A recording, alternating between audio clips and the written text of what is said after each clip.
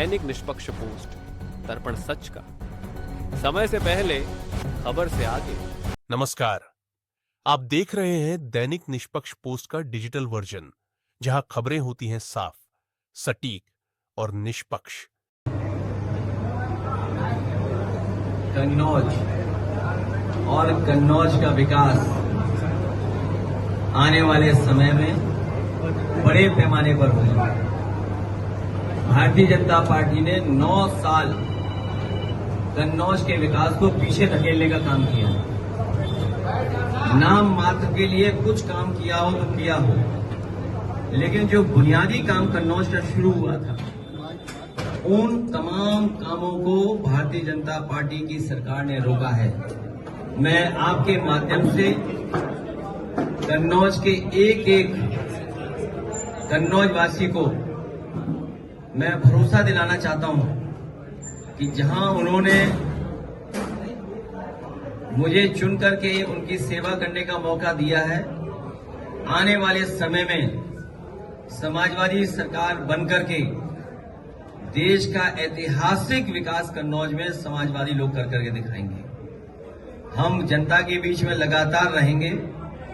हम समाजवादी लोग मिलकर के कहीं किसी के साथ अन्याय होगा तो खड़े दिखाई देंगे। इधर सरकार शिक्षा कितनी जरूरी है आम लोगों के लिए, जनजीवन के लिए। एक विकास की सबसे महत्वपूर्ण कड़ी अगर कोई है तो वो शिक्षा है। उस शिक्षा पे हमला करने का काम भारतीय जनता पार्टी के लोग कर रहे हैं, और वो भी कहां की प्राइमरी एजुकेशन, बुनियादी एजुकेशन। सोचिए, पिछला चुनाव में यही तो कहते थे हम लोग कि संविधान खतरे में है।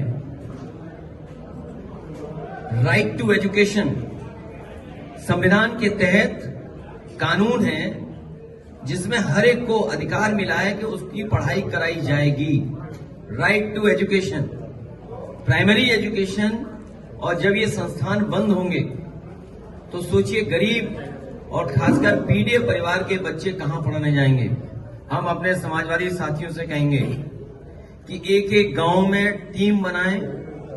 अपने जो पढ़े लिखे नौजवान हैं, पार्टी के समर्थक हैं या रिटायर्ड शिक्षक हैं, मैं उन सबसे निवेदन करूंगा कि पीडीए पाठशाला बना करके उन बच्चों को पढ़ाने का काम करें, उन बच्चों के भविष्य को सुधारने का काम करें। हम लोग बच्चों की पढ़ाई को खत्म नहीं होने देंगे, उनकी पढ़ाई को रुकने नहीं देंगे। हम समाजवादी लोग मिल करके पीडीए पाठशाला चला करके बच्चों की पढ़ाई कराने का काम करेंगे। सस्पेंड किया जाता है, इस पर क्या कहेंगे आप? सस्पेंशन कोई इलाज नहीं है। इनकी सरकार में किसी की सुनवाई नहीं है। इनके अपने लोगों को न्याय नहीं मिल रहा। मुझे डिप्टी सीएम डपटे गए, डपट पड़ी उन्हें। कभी कोई सोच सकता है कि इंस्टीट्यूशन में सबसे बैठे हुए लोग वो क्या कर रहे हैं? अपने विभाग पे ध्यान नहीं दे रहे हैं। कह रहे हैं समाजवादी लोग नमाजवादी लोग हैं। यही तो कहते हैं नमाजवादी लोग हैं। इनके पहले जो राष्ट्रीय अध्यक्ष बने और जो पहले प्रधानमंत्री जी बने, उनका नाम पता है किसने प्रस्ताव किया था? सबसे पहले वो 5 बार के नवाजी थे, सुनने में आया है। स्वर्गीय पूर्व प्रधानमंत्री अटल बिहारी वाजपेयी जी जब राष्ट्रीय अध्यक्ष बनाए गए थे, उस समय उनके नाम का प्रस्ताव रखने वाले पहले व्यक्ति 5 बार के नवाजी थे।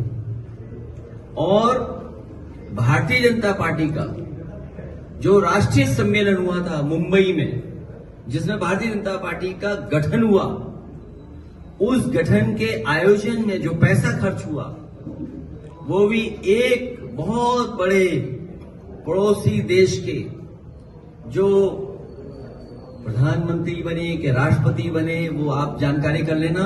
उन्हीं के परिवार के लोगों ने सबसे ज्यादा चंदा दिया था। अब बताओ नमाजवादी कौन होगा? ये भारतीय जनता पार्टी के लिए केवल नफरत फैलाना चाहती हैं। ये नकली लोग हैं। ये नकली सरकार तो हेराफेरी करने वाली है।